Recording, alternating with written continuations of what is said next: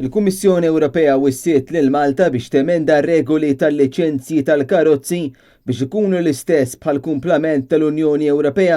Il-kwistjoni tirrigwardja reġistrazzjoni tal-karozzi wara l-ewwel ta' Jannar 2009.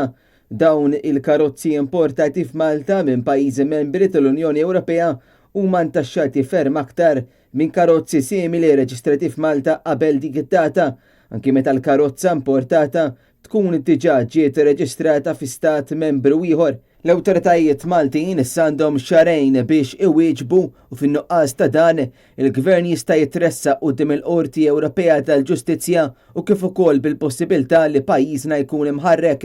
Meta ġie kkuntattjat mill-midja kelliem għal Kastilja qal li l-Gvern Malti ħanota tal-kwistjoni mqajma u qed jeżamina l-kwistjoni sabiex jissottometti l-pożizzjoni tiegħu.